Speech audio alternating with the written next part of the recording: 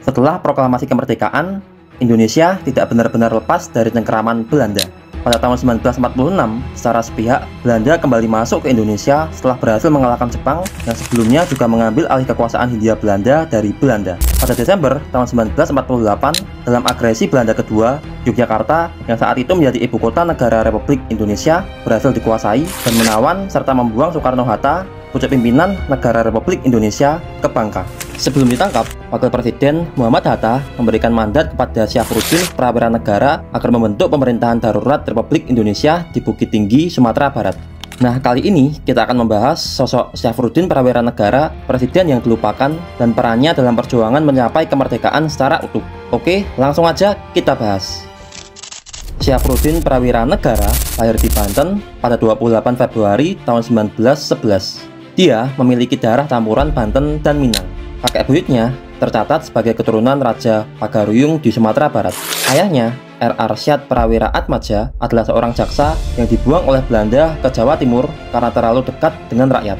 Syafruddin masuk ke sekolah tinggi hukum di Batavia pada tahun 1939. Namanya mulai dikenal saat Indonesia yang baru berdiri berjuang mempertahankan kemerdekaan. Sebagai Menteri Keuangan, dia berusaha membenahi perekonomian Indonesia yang baru merdeka. Kebijakannya yang paling penting adalah membuat uang Republik Indonesia atau ORI pada Oktober tahun 1946 untuk menggantikan mata uang Jepang dan Belanda. Pada Desember tahun 1948, Belanda menginvasi ibu kota Yogyakarta dan menawan serta membuang Soekarno-Hatta ke Bangka. Tapi sebelum ditangkap, Muhammad Hatta memberikan mandat kepada Syafruddin Prawira Negara untuk membentuk pemerintahan darurat Republik Indonesia atau PDRI, dan seandainya gagal, meminta A.A. Maramis yang saat itu berada di New Delhi untuk menggantikan Syafruddin.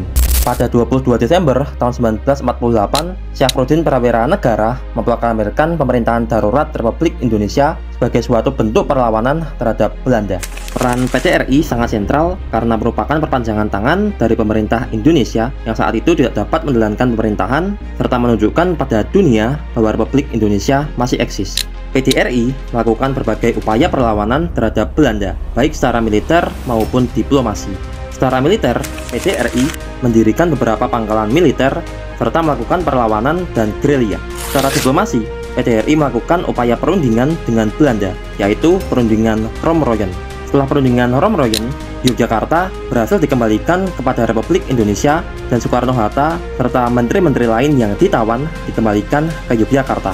Kemudian, rencana konferensi meja bundar atau KMB disusun.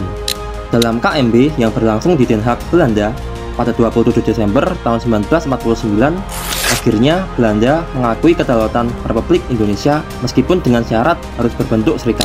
Berkat Syafruddin dan orang-orang yang terlibat dalam PDRI, Republik Indonesia tetap eksis dan dapat meneruskan perjuangan hingga akhirnya diakui sebagai negara yang berdaulat. Pasca perang, saat perekonomian Indonesia carut-marut dan laju inflasi yang tidak terkendali, Syafruddin kembali berperan dengan menggulirkan program pemotongan uang dan mengganti berbagai mata uang yang beredar dengan mata uang baru. Saat pemerintahan Soekarno mulai otoriter, Syafruddin yang merupakan tokoh Masyumi bersama Natsir dan Burhanuddin Harahap membentuk Pemerintahan Revolusioner Republik Indonesia atau PRRI pada Februari tahun 1958 di Sumatera dan menyatakan memisahkan diri dari Jakarta yang menganaktirikan daerah. Akibatnya, Syafruddin dikarantina secara politik oleh Soekarno. Baru pada tahun 1998, pemerintah Indonesia mengakui jasa-jasanya dan menganugerahinya dengan gelar pahlawan nasional. Meskipun hanya sebentar, tapi Syafruddin Prawira Negara pernah menjadi presiden PDRI yang merupakan perpanjangan tangan dari pemerintah Republik Indonesia. Perannya dalam menjaga ekstensi Republik Indonesia serta perjuangannya, baik secara militer maupun diplomasi, berhasil membawa Indonesia merdeka dan berdaulat secara utuh dari cengkeraman penjajahan Belanda. Meskipun melakukan pemberontakan dengan mendirikan PRRI yang sebenarnya merupakan ekspresi kekecewaan terhadap pemerintahan Soekarno yang otoriter dan sentralistik, jasa-jasanya dalam perjuangan kemerdekaan tidak dapat dikesampingkan begitu saja.